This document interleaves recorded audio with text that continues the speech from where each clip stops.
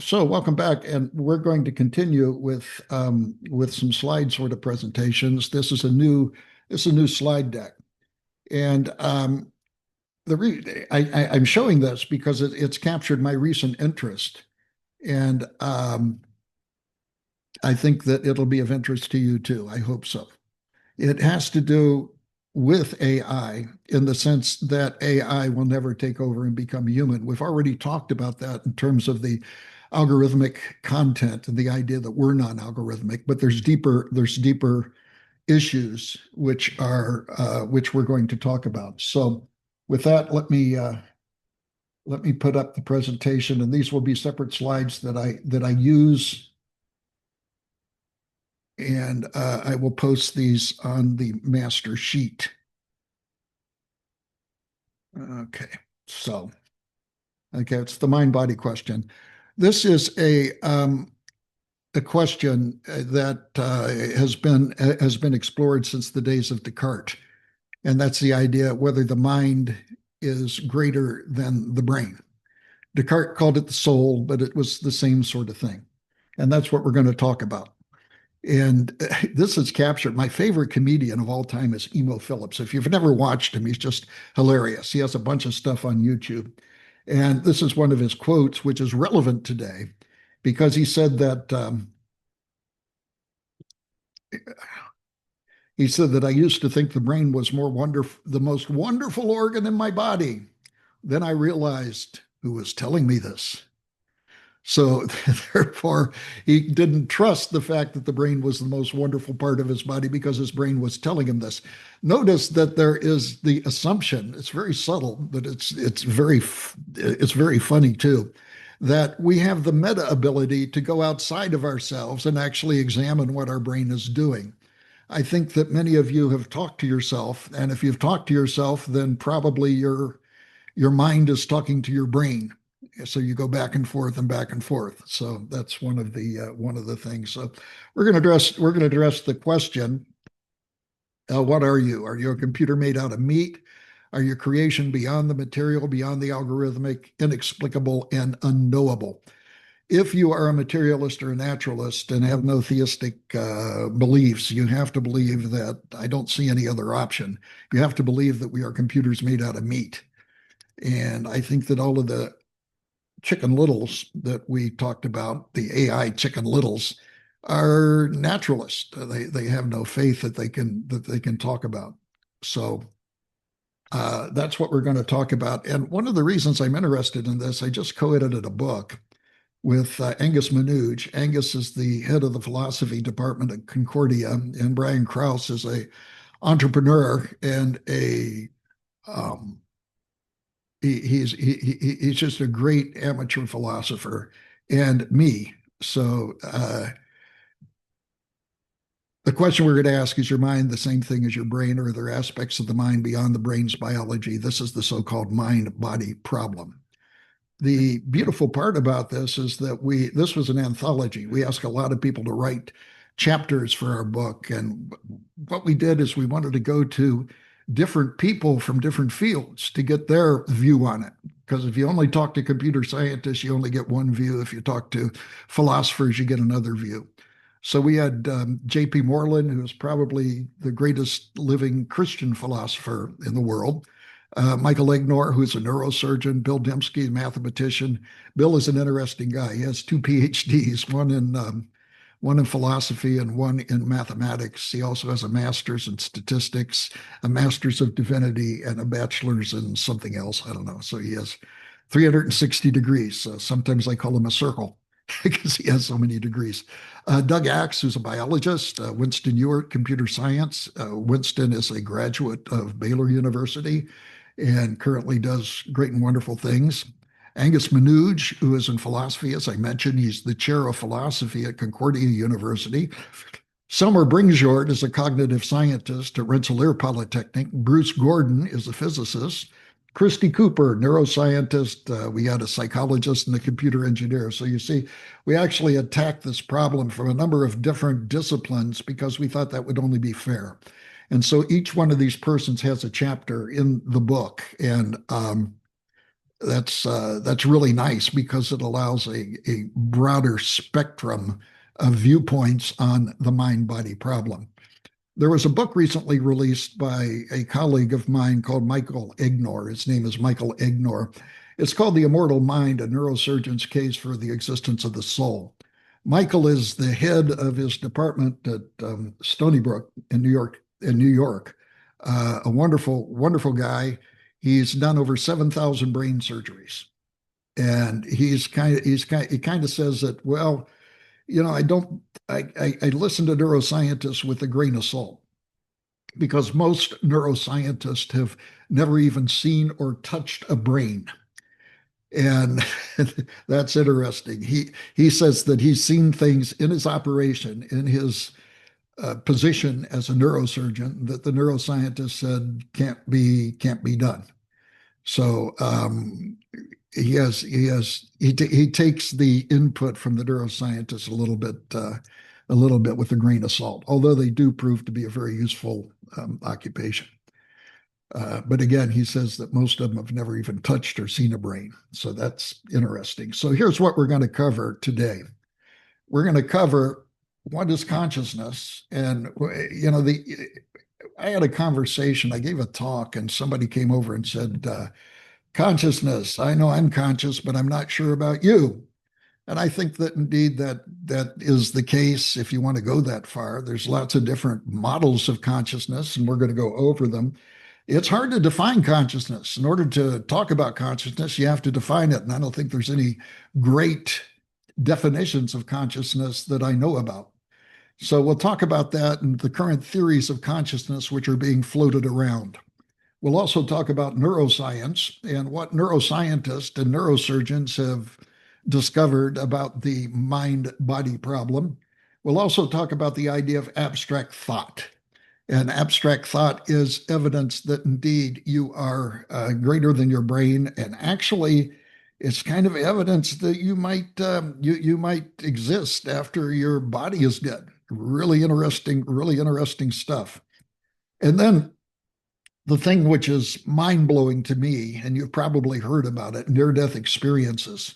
Near-death experiences are cases where people have died, they've been brain dead, they're body dead, and well, maybe not body dead, but their brain is not functioning. Sometimes they've been declared dead, and they have these experiences which are incredible, and they're near-death experiences, and we're going to go over some of those and talk about the near-death experiences. The near-death experiences have been something which have been more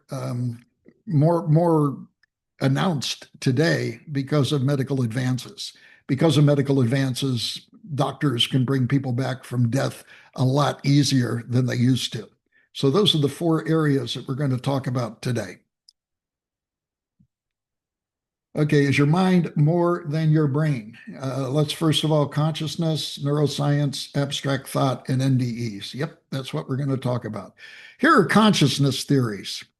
And these are the ones which are floating around. And if you go to the literature and you look at conscious theories, these are the ones that exist.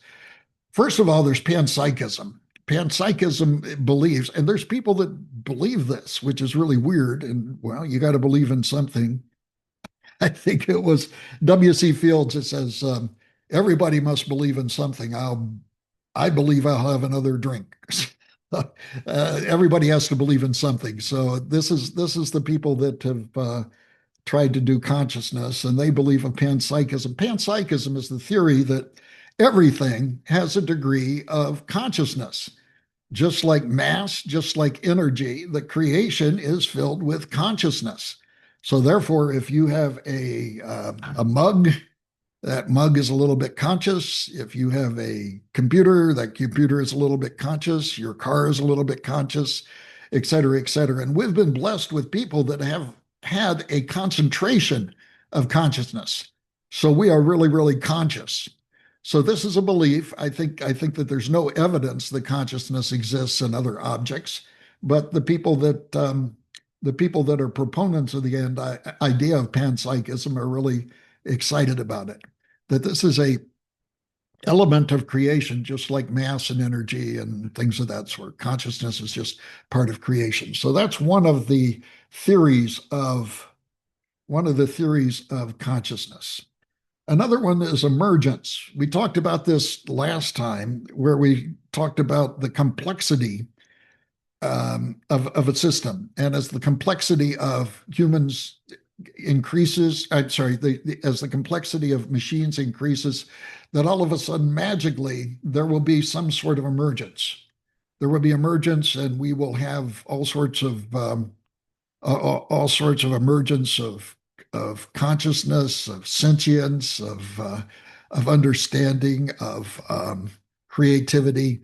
And they believe this. We called this last time the rapture of the nerds, because in this emergence, there's really no evidence that this is going to happen. So that's another belief, though. And if you're a naturalist, that's a good one to grab onto. It does require a faith, and that's the faith that emergence will lead to consciousness and some of these other properties. The other one is something called integrated information theory by Tononi. I actually visited University of Wisconsin and had a talk with Tononi. Very interesting guy. He's very sincere in his theory, and it is a theory that's based on emergence.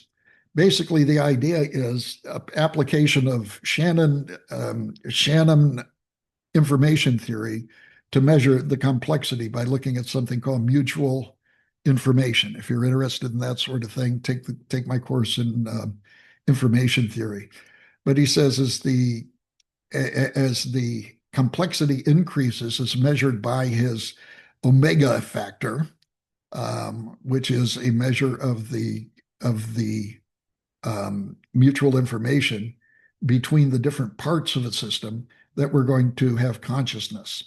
In fact, Michael Egnor and I just wrote a paper kind of debunking integrated information theory, which is going to be published very soon. And if that happens, I'll make a copy available, because I think it's totally based, again, on the faith.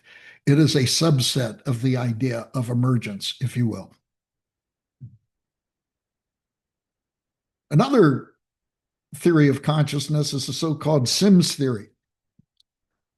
The Sims theory says that we are simulations. We are simulations of a higher power, much like in The Matrix, if you've ever seen the movie The Matrix.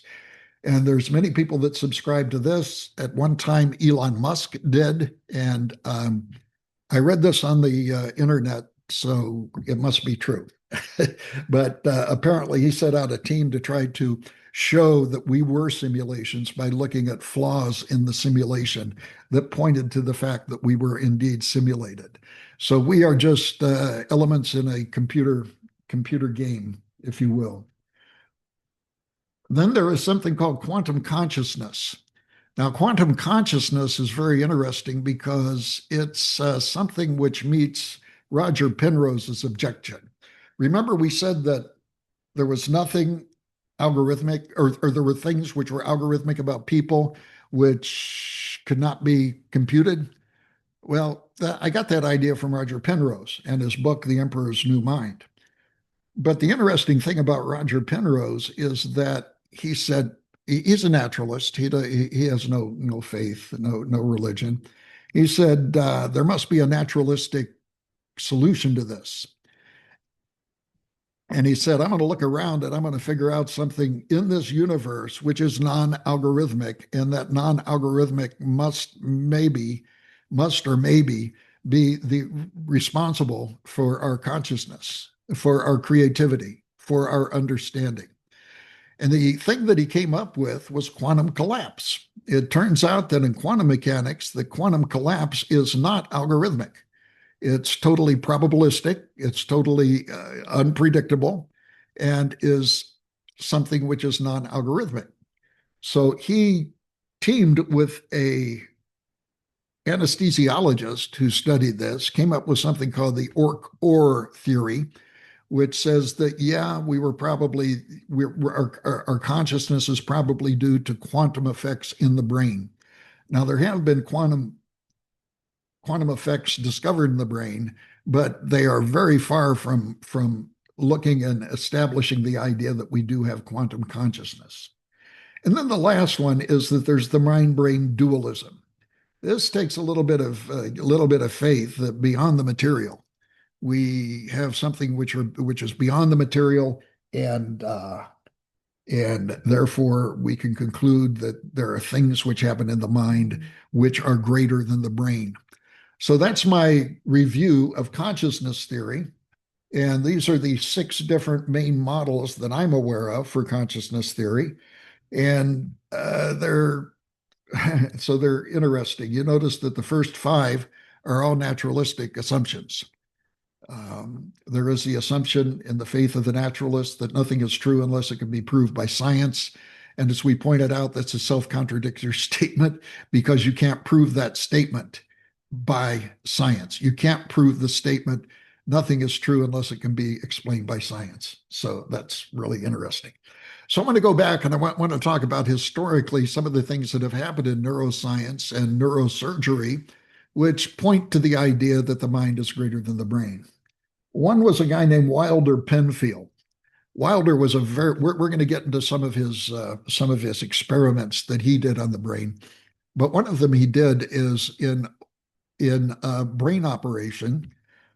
He asked patients to do something. It does turn out in brain operations that you could actually have a brain operation without any pain because there's no nerves in the brain. And so they cut off the flap top of the skull and they start poking around and you're still there. And you can talk to people, and the only thing you have to anesthetize is the scalp, because yeah, it probably hurts when you cut a flap out of the brain and start working on the brain. So Michael Ladenburg talks about the time where he was getting rid of a tumor by sucking it out, kind of a vacuum tube.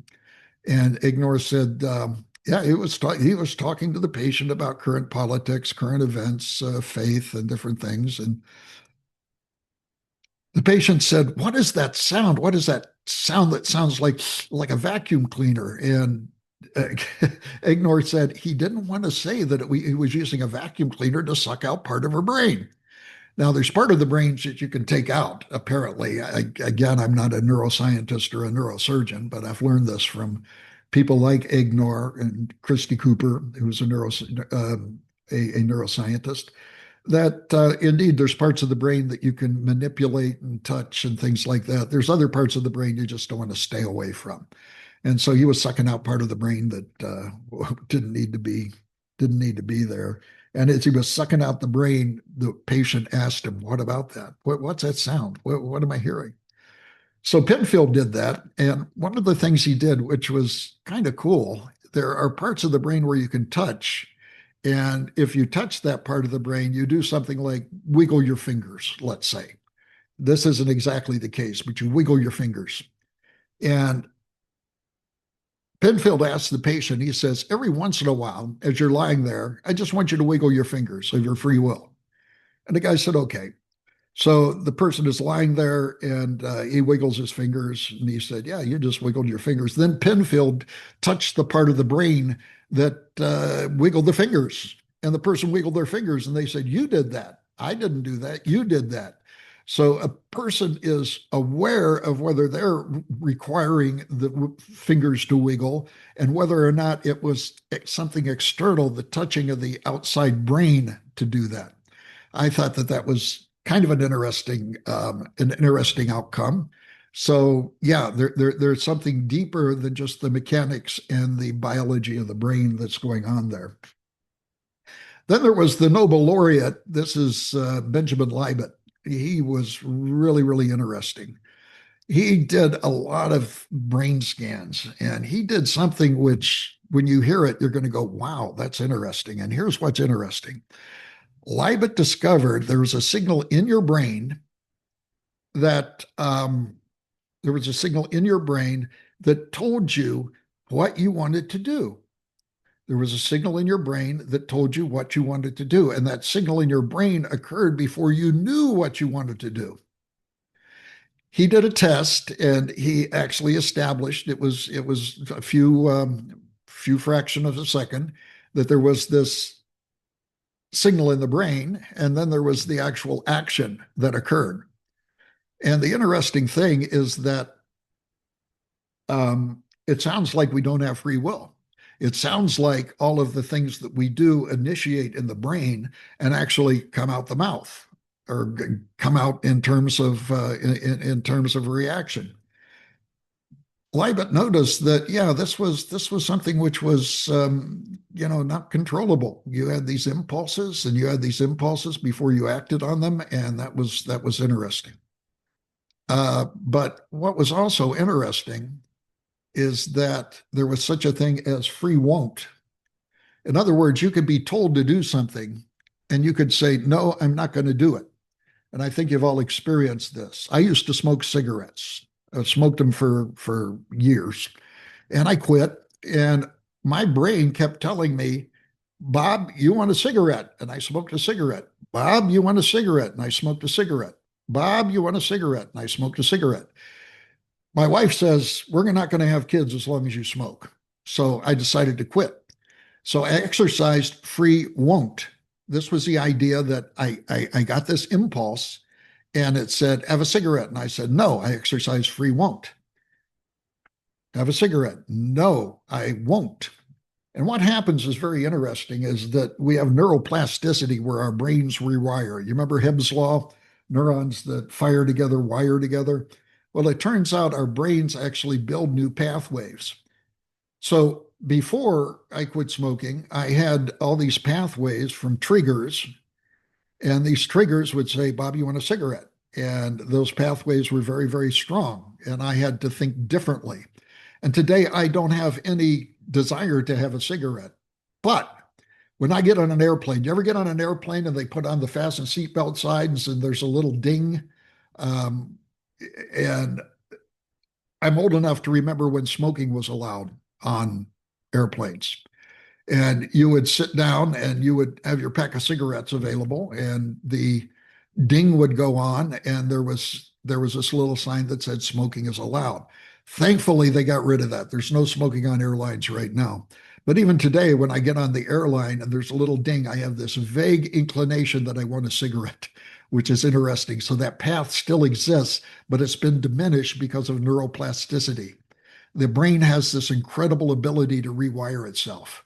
So my brain over the years has rewired itself so that I don't have those impulses anymore because of the actions that I took. And I thought this was very interesting because this is a big deal among theists, is whether or not we have free will or we're predestined. Well, Leibniz said, yeah, we do have these inclinations in our brain, and these little signals in the brain happen before we know we're supposed to do it. And that sounds like no free will, but we do have the idea to exercise free won't. And that was Benjamin Libet, and he's the guy that won the Nobel Prize in, I guess, medicine. I'm not sure what he won the Nobel Prize. There's other evidence too of people that show that the mind is greater than the brain. I'll show you another one. This one's kind of sad, but it's true. There were Siamese twins that were joined. They were born and they were joined at the head. They shared the thalamus. They shared the part of the brain.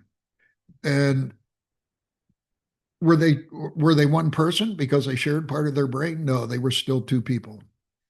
They okay, I'm blocking my screen here. They shared many senses. For example, one could see out of the other one's eye, and one could move the other one's leg, but they were distinct individuals. Krista, who was one of the two Hogan twins, was very outgoing. Was very outgoing. Titania was affectionate, and they actually had arguments.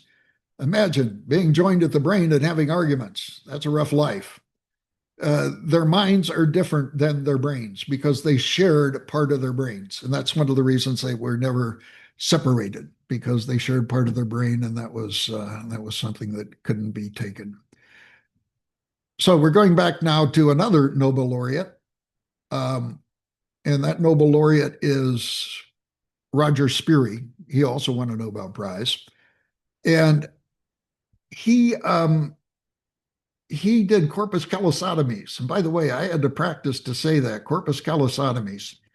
A corpus callosotomy is when you go in and you separate the left brain hemisphere from the right brain hemisphere by, if you will, taking a knife and just going whoop and separating the right and the left brain hemisphere. I talked to Michael Egnor, the neurosurgeon, and he's performed these corpus callosotomies, these split brain operations, a number of different times. Why would you do that? Why would you separate the left brain from the right brain? The reason is that sometimes when people have seizures, there is a inclination on one side of the brain that says you're going to have a seizure. It communicates through that interface to the other side of the brain, and the other side of the brain says, "Okay, time to have a seizure." So they have a seizure. So by separating that communication pathway, you no longer have seizures. Now, you would think this would be really weird, and it is weird. I would hate to be the first patient to have a corpus callosotomy because that sounds pretty draconian. But nevertheless, it's standard today. My understanding is that it has been replaced by some different procedures, but it's something which is practiced. The split brain operation. Now, what's interesting about this is after the split brain operation, you don't you have two brains. You have the left brain and you have the right brain, and they're totally separated. You would think that the person emerging from a split brain operation, from a corpus callosotomy, would be two people. They're not. They emerge as the same person. Now, there's some neurological differences. It turns out that sometimes they can't pick up things with their right hand, with their left eye open, and things of that sort. But you know what? The miracle of neuroplasticity rebuilds the pathways, and they usually, as my understanding, they usually come out of this on the other end. So you do not emerge as two people, even though you have two brains. You are the same person. I have a friend, David Copps, and I did a podcast with him. This was really interesting. And he had a corpus callosotomy. He had seizures as a young boy, and he had this procedure. And we talked about his reaction after the corpus callosotomy. He had no adverse problems. And he said that actually it kind of inspired him.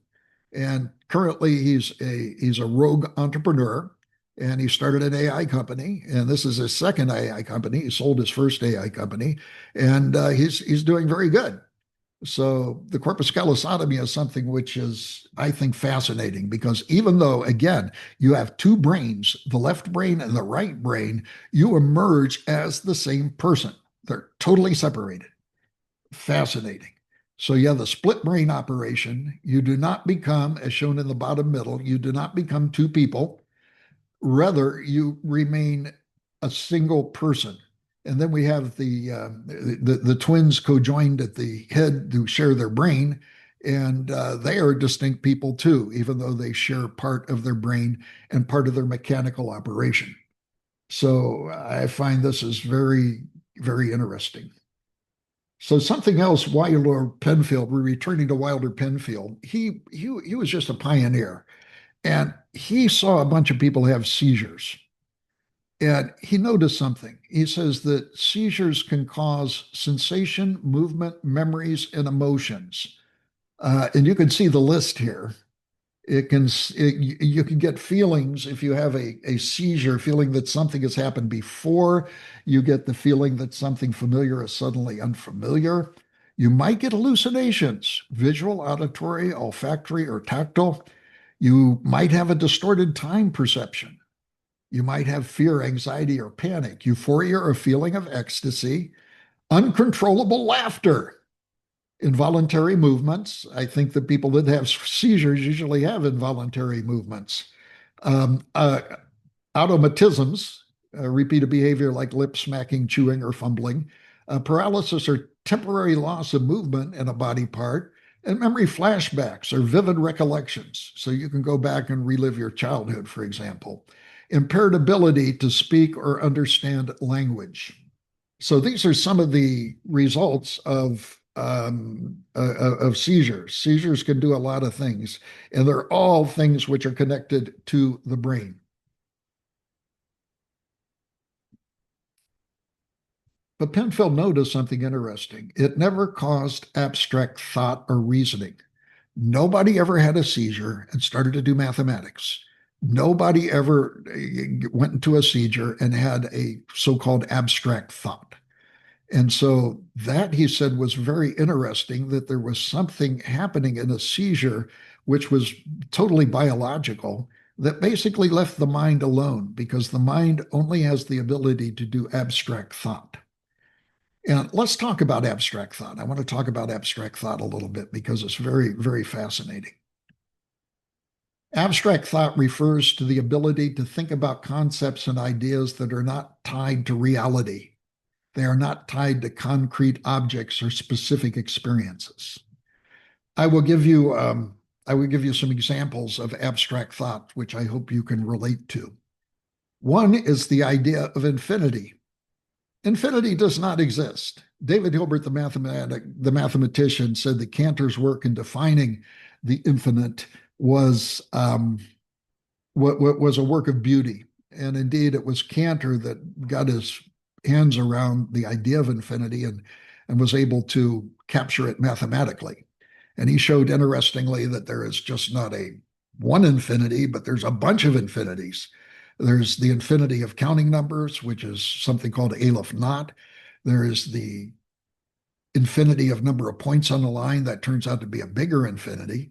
I mean, you ask people what's bigger than infinity, they say infinity plus one. No, infinity plus one is still infinity. Okay.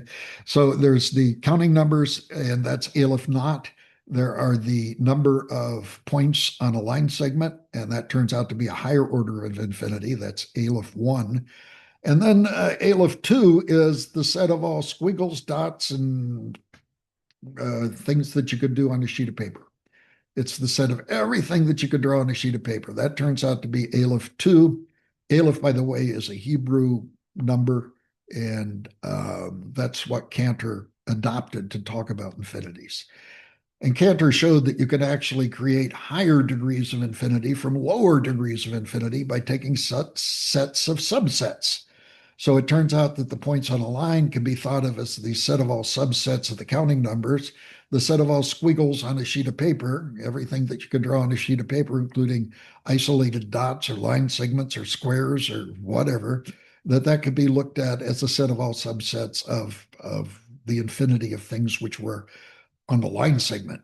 And so there's an Aleph 3, but really there's no explanation of what an Aleph 3 is. What is an Aleph 3? We have there's nothing that we can talk about that actually relates to an Aleph 3. It exists mathematically, but we don't know what it is. And then, of course, there's an Aleph 5 and an Aleph 500 and things of that sort. So there are some people that made fun of old tribes that could only count to three. They just counted one, two, three, and then they said many. In fact, the old shepherds used to count their sheep by collecting stones and doing a one-to-one matching between the stones and the sheep so that they knew how many sheep were in the herd. And they didn't count. They went one, two, three, infinity. At least in my example, that's the case. So we think that these people are dumb because they can only count to three, but we can only comprehend three levels of infinity. Aleph Naught, which is the number of counting numbers, Aleph 1, which is the set of points on a line, and Aleph 2, which is the number of squiggles that you can draw on a sheet of paper. And infinity does not exist. You cannot point to anything that literally is infinite. It just doesn't exist. In fact, adopting the concept of infinity leads to just terrible ideas. You just get weird ideas. An example is Hilbert's Hotel. So Hilbert's Hotel is a hotel with an infinite number of rooms, Aleph Naught. They're numbered 1, 2, 3, 4, 5, and it goes on forever. And you hang up a no vacancy sign because all of the rooms are filled. Then along comes somebody and they say, I want a room. You say, no problem. So what you do is you move the guy from room 1 to 2, the guy from room 2 to 3, the guy from 3 to 4, the guy in 4 to 5, etc. And you do that an infinite number of times. And doing that leaves room number one open. And that open room is the place where the new guy comes. That's kind of cool. What about if 10 people come? No problem. Move the guy from 1 to room 11, move the guy from 2 to room 12, et cetera, et cetera, et cetera, and you free up the first 10 rooms. And the first 10 rooms are then occupied by the 10 people that came. What about if an infinite number of people come? Yeah, you can still make room for them in so-called Hilbert's Hotel. You move the person in room 1 to 2, 2 to 4, 3 to 6, 4 to 8. In other words, you take the person's room number and you double it, and that's their new room. So the person in room 20 would move to room 40, etc. And this would happen through infinity. Well, what does this do? This clears up all of the rooms with odd numbers. And all of the rooms with odd numbers then can be occupied by the infinite number of people that come. So that is one example of why infinity does not exist. It just leads to the absurd, just the ridiculous. So infinity is an abstract thought. I have a grandson who's 9 years old, really sharp as a tack. And he came to me and he wanted to talk about infinity. We actually talked about infinity. Imagine a 9-year-old comprehending the idea of infinity, something that doesn't exist. And we were able to talk about it in an abstract sort of form. So that's one of the examples of abstract thought. Another one is very interesting, and I got this from Michael Ignor's book. If you have 8 eggs, eventually those 8 eggs are going to decompose in one way or another, and you're just going to be left with a pile of ashes. Their time on Earth is going to be finite. You can have 8 people, and those 8 people are eventually going to die, and because they're physical and they exist, and they will eventually be regulated to a pile of ashes or a skeleton or whatever, but they're not going to live forever. So this is kind of interesting. Both of these talk about the number 8. And that's, if you think deeply about it, that's really, really kind of strange. In fact, I'll talk about that in a second. And what another Nobel Prize winner said about abstract thought. But it turns out that the number 8 itself is abstract. 8 eggs exist, 8 people exist, but the number 8 itself doesn't exist. It is an abstract thought. It has existed before creation. It'll exist after creation. You're never going to hear a mathematician come and say, well, today we lost the number 8, so we can't use 8 anymore. And now it's 1, 2, 3, 4, 5, 6, 7, 9, 10, 11, et cetera, et cetera. We lost the number 8 today. 8 is an abstract thought. All numbers are abstract thought. Really fascinating. It turns out that things in geometry are an abstract thought. I remember first being subjected to geometry, and they said a line is something with a length and no width. You know what? That line doesn't exist. It has a finite width, a zero length, and it doesn't exist. It's something which exists in our mind.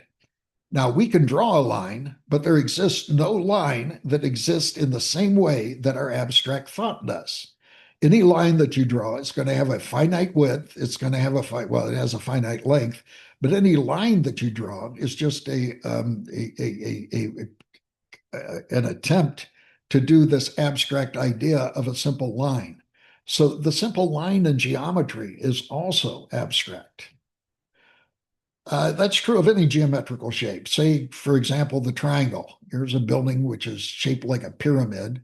Eventually, someday, it's going to be reduced to rubble. But the idea of a triangle, 3 sides, that is something which is in our minds. It's composed of ideal line segments. And just as the line segments don't exist, that triangle does not exist other than an abstract thought.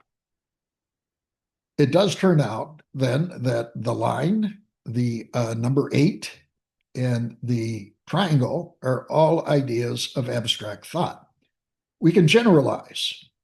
All math, right or wrong, is abstract thought. I asked ChatGPT to draw a professor holding up a placard with the most famous equations on it, and this is what it gave me. Some of these are totally wrong, but nevertheless, these are mathematics. And when you do mathematics, that is an abstraction in your head, and that abstraction in your head is really um, an abstraction. It does not exist. When you write E is equal to mc squared, it has a physical interpretation, but the equation itself is an abstract idea. There was a Nobel laureate named Eugene Wigner who won the Nobel Prize, and he was really a genius. And he talked about the unreasonable effectiveness of mathematics in the natural sciences. And if you think about it, that's really, really true. The fact that we have mathematics to discover all of the physical things in the world is really, really strange. Really, really strange. And the idea that there's a relationship between reality and the laws of physics and true mathematics is actually astonishing. In fact, that's the reason that the science and mathematics, modern science and mathematics, had its genesis in Western Europe. It's because there were people there that were Christian, and these Christian people knew about the laws, they knew about the Ten Commandments, and they said, you know what, if God imposes laws upon humanity, maybe they have imposed laws upon creation. So, with this idea that they came along and said, well, there might be laws on creation, they began to investigate. And we're talking about people such as Euler, such as Newton, such as Galileo, such as Gauss. All of these people were trying to capture nature using mathematics. And Wigner points out this is really astonishing that this actually happens. So, why did I go through all of this about natural science? The reason is as follows. You, as a person, will eventually turn into a pile of ashes. But you, as a person, have a concept of abstract thought. You can think about triangles. You can think about the number eight. All of you are, like me, kind of nerds, so you know about mathematics. But here's something interesting. We have the ability to comprehend abstract thoughts. We have the ability to comprehend abstract thoughts. Therefore, it stands to reason that there is a part of us that is actually abstract itself. So we can understand abstract thoughts. So it must be that we have a component in ourselves which is abstract. All of these abstract thoughts are eternal. They're something which are going to exist no matter how long the world exists. These abstract thoughts are going to exist. And if we have the ability to think abstract thoughts, then it stands to reason that we are also going to be eternal in some sort of sense. At least this is the argument from philosophy about our abstraction and the ability of us to, if you will, live forever. I think that is really fascinating. So that is abstract thought and philosophy, and we've gone through neuroscience and philosophy and talked about consciousness. Now I want to talk about near-death experiences. Um, Near-death experiences. Place in the Bible says, we are confident, I say, and willing rather to be absent from the body and to be present with the Lord. Absent from the body. Well, that's interesting, right? Absent from the body and to be present with the Lord. So this was the Apostle Paul talking about, that we have this aspect about us, which is more than our bodies. Now, what are near-death experiences? When I first heard about near-death experiences, I thought they were probably hallucinations, bloviated anecdotes, or my friend Walter Bradley said they are in the front porch of eternity, that you're visiting the front porch of heaven. And that's very interesting because the people coming back from near-death experiences say that they are beyond description. In other words, they come back and they've experienced something which they have no words to describe. Their worldly experiences do not allow them to communicate. This is very, very obvious. And I'm going to give you actually evidence of these claims very shortly. So it's beyond description. So imagine you are a sighted person and you go into a civilization that has no eyesight. This is captured, by the way, in H.G. Wells's story called The Country of the Blind. It's about a sighted man that goes into a country where everybody has been blind for generations. They have no idea what sight is. Imagine trying to explain to them what sight is, what seeing is. I think that this kind of describes the challenge that these people with near death experiences have. They come back and their experiences are so beyond the experiences they've had on Earth that they are unable to actually explain them. Number two, it's a clear reality, not a dream or hallucination. I don't know about you, but I have a dream, and usually I wake up and I say, wow, that's an interesting dream. And then I go in and I start brushing my teeth, and I said, oh, I had a dream. Oh, what was that dream? It kind of floats away, at least for me. These people say no, it is a clear reality, and it is something they literally live through. They had a sensory explosion. They were able to experience things such as timelessness, spacelessness, communication with just thought, if you will, is one of the other things. Um, and that was interesting. They said that they saw colors they never saw before. As a nerd, I thought, well, we can only see a certain spectrum of color in the electromagnetic spectrum. Maybe their senses were just increased to see other wavelengths. I don't know. But they do have a sensory explosion. Uh, this is interesting too. They have unspeakable joy. Most of the people that come out of these near death experiences are no longer afraid to die. My wife's grandfather had a near death experience. He came back and related this to us, and he said, no, I'm no longer afraid to die. They have unspeakable joy, and they live their lives without fear of death again because they think it's going to be something which is going to be joined. They talk about unconditional love. This is something which repeats itself again and again and again. And this unconditional love is something which kind of blows them away. We'll see a guy who had a near death experience, and he said, the love that I felt was greater than the accumulation of all the love I've ever felt here on the earth. So that's really kind of cool, unconditional love. Timelessness. This is interesting that time was created during creation. If you talk about the Big Bang, for example, before the Big Bang, there was no time, there was no space. Time and space were created at the Big Bang. So that means if time and space were created and there was a creator, that creator by necessity must have existed outside of time and space. And when they go to these, a common reaction is the idea of timelessness. You've heard the idea of a life review, of your life passing before your face.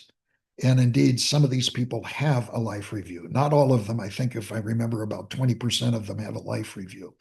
There was one guy that came back after his near-death experience and said, yeah, I had a life review. And you know what? It's kind of interesting. They didn't talk about all of the awards that I won at work. I got a bunch of awards at work and they didn't mention that. Well, it turns out in his life review, that wasn't important. What was important, rather, was his interrelationship with people. And that was really kind of interesting. Another one is meeting deceased loved ones. We'll go through that and we'll talk about this. Meeting deceased loved ones. According to Michael Ignor in his book, The Immortal Mind, mentions the fact that in his research that no one ever meets somebody that's already alive. You would think if this was a hallucination, you would not only meet people who were dead, but you would meet maybe some of the people that were alive. And well, that's simply not the case. You just meet the people that have died. And there's also this hesitation to return.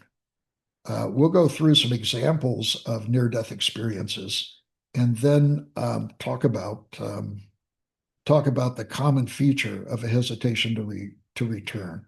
There's also this idea of gliding. You don't have feet, you're just kind of there and you glide. And so these are characteristics of near-death experiences, and they're incredibly compelling. And we'll see that 96% of the people that have near-death experiences believe that they were real. They were real experiences, not dreams, not hallucinations. So I'm gonna go into some of the history of near-death experiences and give you a little bit more detail. There is a great book called Imagine Heaven by John Burke. Some of you know Walter Bradley, and Walter Bradley passed away about a month ago. And Walter Bradley had had a celebration of his life here at Highland Baptist Church, and John Burke came and talked to Walter about this because John Burke is a mechanical engineer who became a pastor later in his life. So therefore, he's not totally disinterested. But he became a pastor later in life, and he wanted Walter to check out the scientific aspects of near-death experiences. So he reviewed the book and Walter became very good friends with John Burke, and John Burke was one of the guys that came and talked at his funeral. Um, and so John Burke wrote a book called Near Death Experiences, God's Promises and the Exhilaration Future That Awaits You. It turns out that maybe Paul the apostle had a near death experience. How about that? Acts 14 says, but Jews came from Antioch and Iconium, and having persuaded the crowds, they stoned Paul and dragged him out of the city, supposing that he was dead. But when the disciples gathered about him, he rose up and entered the city, and on the next day he went on with Barnabas to Derbe. Okay, so Paul was beaten, he was abandoned for dead, and then he woke up. Later in 2 Corinthians, which was written by Paul, he said, I know a man, and he was referring to himself. I know a man in Christ who 14 years ago was caught up to the third heaven. Whether in body or out of body, I do not know. There were things he could not explain, whether in body or out of the body, I do not know. And I know that this man was caught up into paradise, the front porch of heaven, as Walter Bradley says. Whether in body or out of body, I do not know. God knows. And he heard things which cannot be told. Notice this common thing that there were experiences that you just can't relate. He said he heard things that cannot be told, which man may not utter. And maybe that should be translated with which man cannot utter because it's on beyond the experiences of man. Uh, the most documented case of a near-death experience was a woman named Pam Reynolds. Unfortunately, she never wrote a book, but she had this very rare tumor in her brain, and the surgeons were just afraid to operate on it. So a maverick surgeon came in and said, okay, I think I know what we can do. We're going to lower her body temperature to 40 degrees. We're going to stop her heart. We're still going to circulate the blood, of course, to keep her going. And then they did something interesting. They cut a flap out of her skull. They put her at 45 degrees, head down, and they drained all of the blood out of her head. There was no doubt that she was brain dead. She had no blood in her. She had no blood in her brain. They put a little tube in her ear, which kind of went click, click, click. Why would they do that? Because they had on these apparatus which measured brain waves, and if she had heard the click, there would be a registration of that brain wave. But these little these things were not indeed there. She had no reaction at all. And later on, when she came out, she offered something which I've heard from a number of people, which was pop. When her spirit left her body, she said it felt like a pop. And one of the evidences for near-death experience is veridical experience. What does that mean? That means that they have an experience which can be explained. So Reynolds was dead, and there's two types of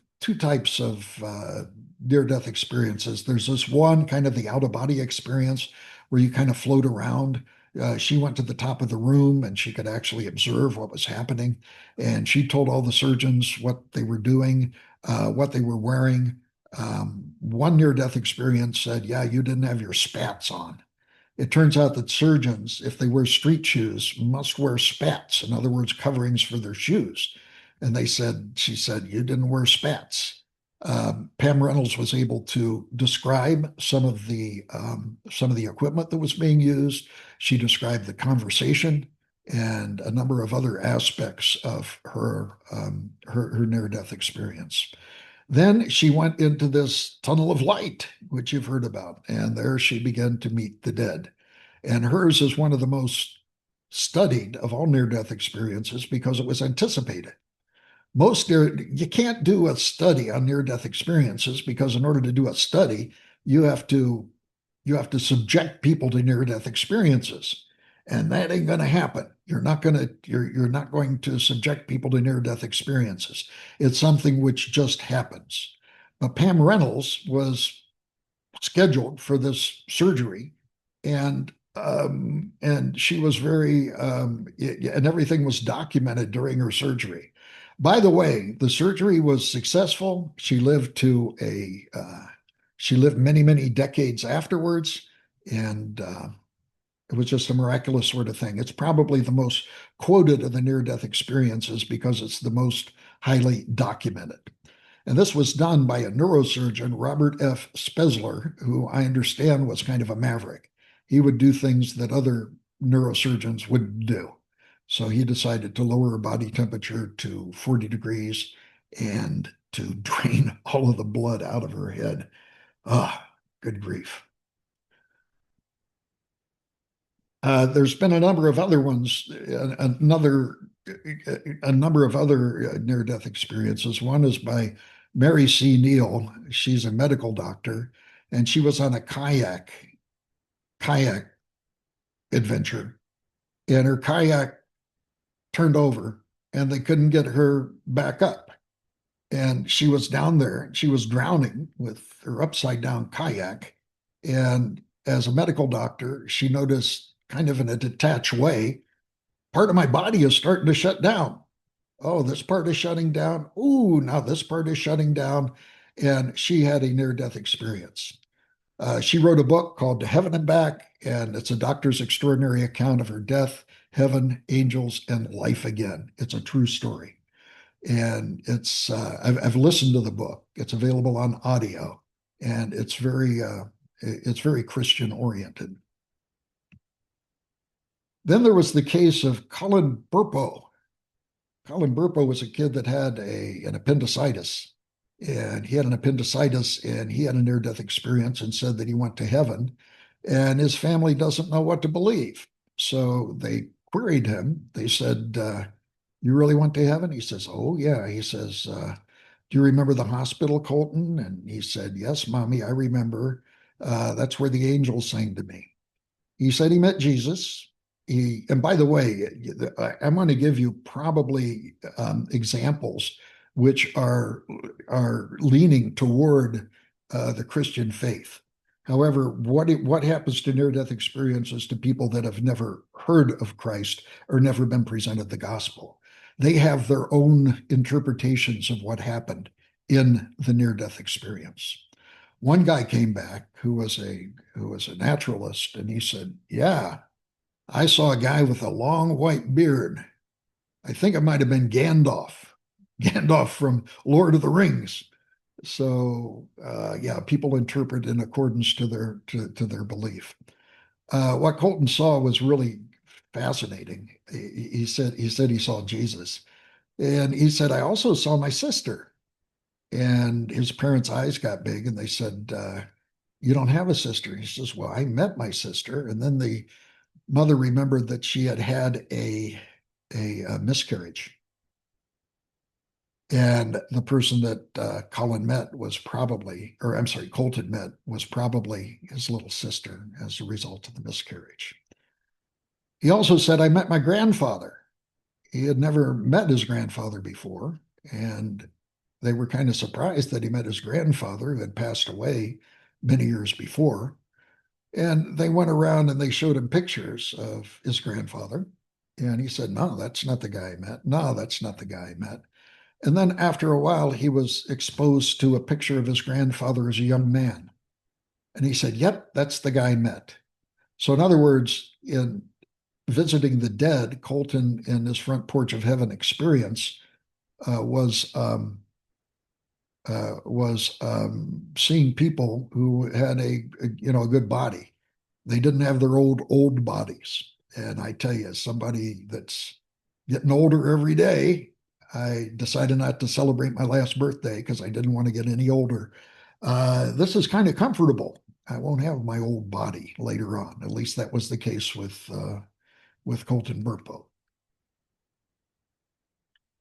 One of the interesting things, he said he saw Jesus. Now, one of the interesting things about in the Bible, Jesus is never given a physical description, and you can see all sorts of different variations of Jesus. Many times the Jesus that they depict is cultural. And so we see all of these different depictions of Christ. But again, there's no physical description of him. So they showed him a bunch of pictures and they said, is this Christ? They said, no. Is this Christ? No. Is this Christ? And then finally, they were at a Christian bookstore and they were walking around. He said, there he is. There he is. That's the guy I saw. And it turns out it was a painting by this savant named Achaean Krameric. And she had illusions and she painted stuff. And what he saw was a picture that Akina had drawn, and he said, yeah, that's Christ. Now, this is the picture that she drew. Did Christ look like that? I don't know. Did he have blue eyes? Do Jews have blue eyes? Yeah, some of them do. But I don't know. It's just kind of interesting that that indeed is the case. So, what about the medical studies? They've done medical studies, and 90% of feelings have 90% of the people with near-death experiences have a feeling of peace. 75% of feelings of joy or bliss. Two-thirds sense a feeling of cosmic unity. 75% reported an encounter with a loving being of light, and 25% had a life review. I mentioned that there's a lot more near-death experiences now than there were before because of medicine. Medicine can now revive people closer to death and bring them back to life.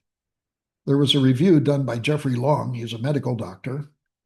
Um, he said that the experience was definitely real, and this is a survey of the people that have had near-death experiences, and the experience was probably real, only 40. So 95.6% of the people that experienced near-death experiences said that they were real. You wonder whether all of this stuff is just religious gobbledygook. Well, there's a man named Grayson who was a medical doctor, not necessarily a theist, who dedicated his life to studying near-death experiences. He was actually the one that he he actually started the first medical conference on near-death experiences, where other physicians and such would come in and talk about near-death experiences. He also started the first journal, the first academically related journal on near-death experiences. And his conclusion at the end of everything was that indeed near-death experiences sure were real. And he said in all of his study, he's retired now. He spent his life looking at near-death experiences. And he said that, yeah, unfortunately, that there's really no explanation for it. So we're not sure exactly what happened. So that concludes the lecture for today.